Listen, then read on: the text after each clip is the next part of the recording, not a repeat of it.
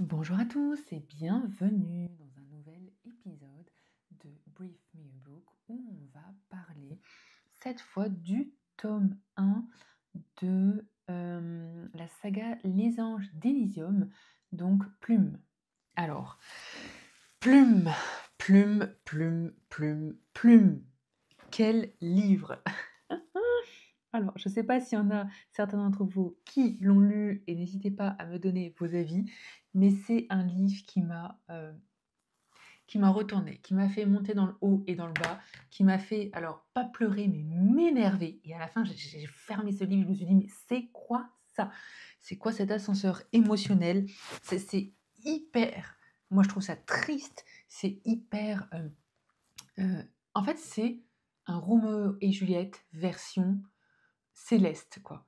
On est avec des anges, mais version Roméo et Juliette. Et moi, ça m'a retourné. Ça m'a vraiment attristé.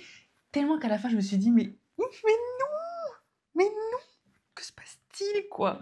J'étais hyper dégoûtée. Alors, recommençons depuis le début. Plume, c'est quoi? Alors moi, je sais pas, je suis tombée sur sûrement une vidéo ou un podcast de quelqu'un qui en parlait et ça m'a hyper hypée. On parlait de comment on pouvait se plonger dans l'univers des anges. Et alors bien sûr, c'est du fictif, hein, c'est du roman. On n'est pas dans du développement personnel, on n'est pas dans de la spiritualité, rien du tout, hein. On est dans un roman de Olivia Wildenstein où elle nous raconte un petit peu comment les anges, à partir, je pense, de 8 ans, vont dans des écoles pour apprendre à être des anges, en gros. Au début, les anges n'ont pas de plumes, et en fait, ils ont jusque, je sais plus, 18 ou 20 ans pour acquérir une centaine de plumes. Et en fait, ils doivent faire des actions pour ça. C'est-à-dire qu'ils doivent, sur Terre, aider des humains. Par exemple, là, Lee, la protagoniste principale, eh bien, elle, je sais plus, elle a aidé une personne qui était victime de harcèlement, elle a aidé une personne qui, je pense, avait des troubles alimentaires. Donc en fait, toutes ces actions cumulent des points et donnent des plumes aux anges, voilà. Et un ange qui n'a pas acquis ses 100 plumes est déchu. Il perd son droit d'être un ange, et il perd tout son pouvoir et il est déchu sur Terre. Voilà. Donc, et il perd son immortalité aussi. Donc c'est quand même assez hard, hein. C'est quand même comment je peux dire ça? Ça met une grosse pression, une grosse épée de Damoclès sur ces anges en formation. Donc en fait, on suit Lee qui est dans une école, aux États-Unis. Elle ne connaît pas ses parents parce qu'en fait, dans le système des anges, les enfants, étant donné qu'ils ne sont pas encore officiellement des anges, ils ne peuvent pas aller dans, un peu le paradis, quoi. Ils ne peuvent pas aller en haut, si je peux dire ça, à Elysium, comme ils l'appellent eux, la terre des anges. Et donc en fait, les parents ne connaissent pas leurs enfants. Donc en fait, Lee ne connaît pas ses parents et puis, elle a, elle a déjà 20 ans et il lui manque encore environ une vingtaine de plumes. Donc en fait, Lee, elle doit un peu se dépêcher si elle veut, finir et acquérir toutes ses plumes et si elle veut monter à Elysium. En fait, on trouve une Lee assez, elle est assez sympathique. Moi, j'ai bien aimé ce personnage parce que, elle ne suit pas. En fait, elle est pas dans comme tout le monde: «Ah, oui, je veux vite mes plumes et puis, après les mortels, on s'en fout, quoi». Elle suit, chaque personne qu'elle a aidée. Elle continue à avoir des liens avec eux, elle continue un petit peu à les coacher ou à les suivre, en tout cas à s'intéresser à eux. On voit qu'elle aime les humains, qu'elle aime ce monde des humains et elle est vraiment profondément, on va dire, humaniste dans le fait qu'elle soit ange, en fait. Donc je trouve qu'elle est, une belle représentante, en tout cas, hem, des anges, hein. Mais on découvre vite que c'est pas ça pour tout le monde. Par exemple, elle a une copine qui, est la fille d'une archange et qui pour le coup est hyper dans la compétition, qui n'utilise pas des moyens hyper corrects pour obtenir ses plumes.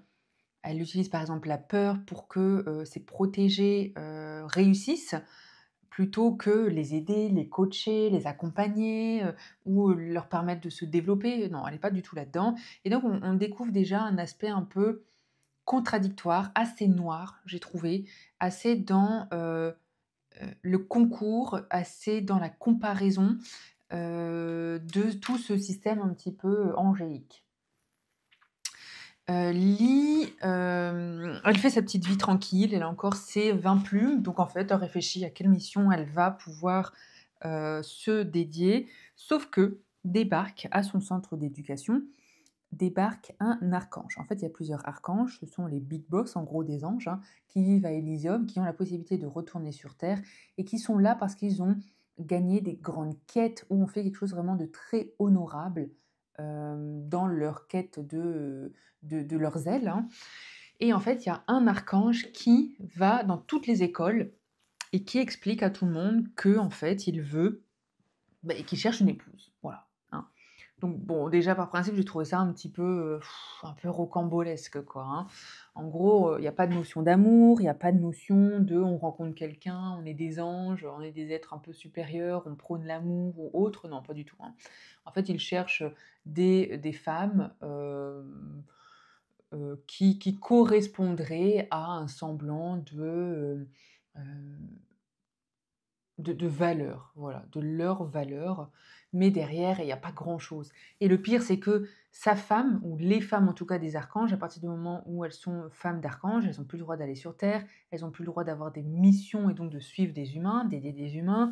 Donc on est quand même un petit peu dans un système assez, hem, manichéen et en même temps hyper, j'ai envie de dire, hyper macho, hyper sexiste, hyper contradictoire avec l'idée qu'on peut avoir des anges, hein, j'ai envie de dire. Mais bon, c'est comme ça.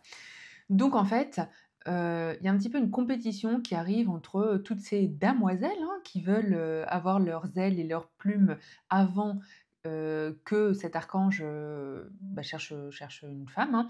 Donc en fait, il explique qu'il a 1 mois pour trouver une femme et que dans 1 mois, il se positionnera sur quelqu'un. Sauf qu'il faut que la fille, les candidates, aient toutes leurs ailes et soient à Elysium. Donc en fait, Lee et sa copine, elles vont se dire: «Il nous manque encore des plumes, on doit encore terminer, des actions pour potentiellement réussir à être la femme de l'archange». Alors Lee, elle a un petit crush sur l'archange parce que alors c'est hyper drôle. Il y a un truc du genre, montrer ses ailes et en fait, cet archange, quand il a rencontré Lee, il lui a montré ses ailes, en fait. Donc ça veut dire qu'il lui a fait, je sais pas comment dire, un petit coup de flirt, un truc comme ça, quoi. Il a montré son intérêt pour elle parce qu'il paraît qu'en fait, elle est un peu exceptionnelle, c'est-à-dire qu'elle a des plumes, je vais pas tout vous détailler pour laisser un petit peu du suspense, mais elle a des plumes spéciales. En fait, elle est pure, Lee, c'est, un ange pur et du coup, il est attiré par elle, voilà. Mais elle doit avoir toutes ses plumes, elle doit avoir ses ailes pour aller à Elysium, pour potentiellement devenir sa femme. En fait, il lui fait vraiment comprendre à demi-mot que si elle a toutes ses plumes et ses ailes, c'est elle qu'il choisira. Donc en fait, elle est un petit peu dans: «OK, j'y vais, je me mets un challenge, j'ai besoin de mes 20 plumes». Et son challenge, c'est quoi? Son challenge, c'est qui? Son challenge, c'est Jarod. Jarod.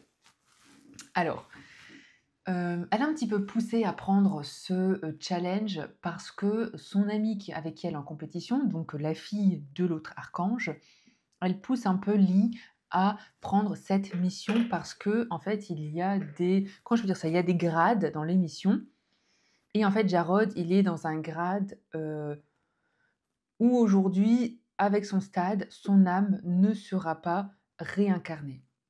C'est-à-dire que, on va dire qu'il y a des niveaux un peu de méchanceté, des niveaux de mauvaise âme et Jarod, il est au niveau le plus haut. Donc en fait, s'il ne baisse pas son pourcentage, C'est un triple, en fait, ils appellent ça un triple, c'est un pêcheur de la pire espèce. Sauf que s'il continue à être triple, son âme va s'évaporer, elle va se détruire. Elle ne sera pas réincarnée, il n'aura pas la possibilité d'avoir une autre vie pour, vous savez, regagner des points pour améliorer son âme. Voilà. Donc en fait, c'est un gros, gros, gros challenge. Et en fait, elle découvre, parce qu'il y a une petite fiche où on découvre que Jarod est un patron de mafia parisienne, chef de la mafia parisienne, et que voilà, il tue, il vole, il fait les pires méfaits, et qu'il gère cette mafia à Paris. Et c'est pour ça qu'il est un triple, c'est pour ça qu'il a un taux mais horrible. En fait, au début, c'est ce qu'on lui dit, c'est ce qui est écrit dans sa fiche, ok? Sauf que c'est pas vraiment la vérité. On découvre aussi en fait qu'il y a plusieurs anges qui sont déjà allés sur Terre rencontrer Jarod, le challenger, essayer de le faire changer, essayer de baisser son taux, mais sans jamais réussir. Donc en fait, Lee, elle est là en disant: «Dis donc, c'est un gros challenge, qu'est-ce qui se passe? C'est qui ce mec? C'est qui ce Jarod? Qu'est-ce qu'il a fait pour être tout le temps triple et triple bloqué?» C'est-à-dire que son taux ne descend pas. Donc en fait, elle est un peu poussée par son amie qui, elle, pour le coup, n'a pas des idées positives, hein. En fait, elle veut juste que Lee, elle échoue. Comme ça, clairement, elle ne se marie pas avec l'archange et puis voilà, basta. Donc Lee, elle y va, elle accepte. Et alors là, à partir de là, c'est une histoire un peu paradoxale.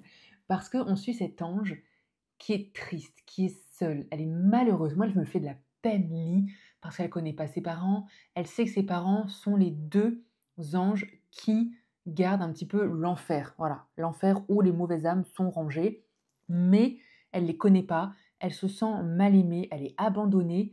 Et à côté, elle est tellement humaine. Elle a tellement la main portée sur le cœur. Elle veut tellement aider les humains. Elle aime les humains qu'elle se plonge dans cette quête. Alors bien sûr, à l'origine, parce qu'elle veut épouser l'archange, hein. Mais en fait, quand elle rencontre Jarod, elle se dit qu'elle peut l'aider. Elle se dit bien sûr qu'elle peut l'aider, bien sûr qu'il peut en tout cas être moins mauvais si ce n'est être bon. Donc en fait, elle le rencontre et là, elle rentre un peu dans un vrai monde de mafieux, hein. Alors on n'est pas hyper détaillé, on n'est pas dans Russian Mafia, hein, OK, on n'est pas dans, la guerre des gangs, on tue tout le monde et il y a du sang et des crimes, atroces. Non, tant mieux. En tout cas, c'est pas le but de l'histoire. Donc Jarod, c'est alors moi j'ai tout de suite accroché, moi je l'aime Jarod, je l'adore Jarod. Jarod en fait, il a un secret. Je vais essayer de pas spoiler, OK? Il a un secret qui fait qu'il connaît ce monde un petit peu des anges et il déteste les anges. Il déteste, il les haït, il est seul, ses parents sont décédés. En fait, il a hérité de ce gang de mafia de son oncle qu'il a élevé et en fait, du coup, il prend à cœur de continuer ses activités. Hem, il rencontre Lee et en fait, il se met un petit peu un challenge en disant, à l'origine, «OK, je vais la laisser me tourner autour, je vais la laisser, me prodiguer ses belles paroles, soyez bon, soyez gentil, OK». Mais lui, son but, c'est un petit peu qu'elle perde ses ailes. Parce qu'en fait, ce que je crois que je n'ai pas encore dit, c'est que les anges, quand par exemple ils blasphèment ou quand ils mentent ou quand ils font des mauvaises actions, ils perdent des plumes. Donc en fait, ils ont encore moins de possibilités d'avoir leurs ailes. Jusque-là, Lee, c'était une pure, elle avait jamais perdu une aile, pardon, une plume, ce qui est quand même assez rare. Et en fait, lui, son challenge à Jarod, c'est: «OK, je vais un peu la détruire. Je vais la détruire parce que j'en ai marre d'avoir tous ces anges qui viennent et qui me partagent leurs bonnes paroles. Il est bien comme il est». Pour lui, il continue un petit peu ce que son oncle a fait. C'est intéressant parce qu'on apprend aussi d'où vient son oncle. On apprend aussi comment son oncle a construit cette mafia, comment il en est venu à être un peu le parrain de cette mafia parisienne et ça donne plus de sens, ça donne plus d'intérêt. Moi, je trouve que c'est quand même assez bien construit. On n'est pas dans un world building de ouf, mais on a des explications, on a des histoires, on comprend les personnes, on comprend les personnages et ça, c'est intéressant. Franchement, vous l'aurez compris, moi j'ai adoré. J'ai adoré tellement qu'à la fin, à la fin, ça m'a retourné tellement que je me suis dit: «Mais est-ce que je lis le tome 2?» Le tome 2 qui est sur Céleste. Donc Céleste, c'est une amie de Lee C'est sa seule amie, c'est sa seule bonne amie qui l'aide. Elle va à Paris pour elle, pour l'aider parce qu'elle voit que Jarod, c'est un trop gros challenge pour elle. Elle voit que c'est compliqué et elle veut pas que Lee se perde. Elle veut en fait, Céleste, que Lee réussisse à avoir ses ailes et se marie avec l'archange pour avoir le pouvoir de changer le système des anges en fait. Elle veut changer un petit peu ce patriarcat, ce système trop ancré et négatif qui existe. Voilà. Bon, mais Céleste, c'est un peu le tome 2. Je ne l'ai pas encore lu, mais bien sûr que je vais le lire. Je l'ai commandé. Bien sûr que je vais le lire. Mais c'est vrai que sur le coup, quand j'ai plié Plume, je me suis dit, mais non, quoi. Non, je peux pas lire ça, quoi. Je ne peux pas cautionner. Mais là, quand j'y repense, quand je vous en parle, j'ai tellement adoré. J'ai adoré la façon dont Lee et Jarod apprennent à se connaître, dont Jarod, au début, a tellement des mauvaises appréhensions, des mauvaises volontés pour clairement détruire Lee. Mais on découvre qui est Jarod. On découvre son monde. On découvre pourquoi il est comme ça. On découvre que sa mère, elle s'est suicidée, pas pour rien non plus. Je ne vais pas spoiler, attention. Mais on découvre qu'il a un passif, qu'il a une histoire, et qu'il a une histoire avec les anges. Et ça c'est hyper bien. Je trouve que ça a été hyper bien construit, hyper bien ficelé, hyper bien mené, parce qu'au début, au début, on se doute que c'est un peu louche, pourquoi il est comme ça, pourquoi il est mauvais avec les anges, bon bref, il y a quelque chose. Mais on découvre petit à petit son histoire, son enfance, sa vie, c'est son histoire avec les anges, et c'est hyper bien. Alors bien sûr, il tombe amoureux, bien sûr, Lee, elle tombe tellement amoureuse de lui qu'elle remet en cause et en question ses valeurs, parce qu'elle commence à perdre des plumes, elle commence à se questionner sur est-ce qu'elle veut pas rester avec lui. Donc on est vraiment dans, voilà, on est dans un Roméo et Juliette version angélique, et moi j'ai adoré. Voilà, je vais un peu m'arrêter là parce que sinon j'aurais envie de vous en dire plus, de vous motiver à le lire, mais je risque de spoiler et c'est vraiment pas ce que je veux faire. Je veux pas vous spoiler cette histoire, en tout cas si vous avez envie d'une histoire d'amour. Une histoire d'amour entre deux personnes que tout oppose. Dans un monde angélique, où on vous parle d'anges, où on vous parle un peu de changer le système des anges, où on parle d'amitié, où on parle de valeurs, où on parle de euh, la place aussi des femmes, parce qu'il y a aussi une question de fight, de, de, pour ces femmes anges qui veulent un peu changer le système et se battre pour elles, où on vous parle d'une histoire d'amour magnifique, eh bien, allez-y. Alors, je pense que c'est quand même une romantécie jeune adulte. Ouais. Je pense qu'on est quand même dans du jeune adulte parce qu'on est quoi sur 300 pages, quoi. C'est pas la folie.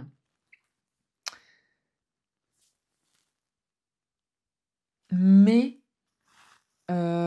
mais ça le fait. Mais ça le fait. Autant je vous ai dit avant, j'ai arrêté Divine Darkness, non. Autant là, je l'ai lu en une journée, quoi. Ça se lit vite, hein. Donc voilà, n'hésitez pas à me commenter, me donner vos avis, si vous l'avez lu. J'espère vous avoir intrigué, appelé à lire ce livre, parce que je trouve qu'il en vaut la peine. Et la fin, non mais la fin, personnellement, je ne m'y attendais pas.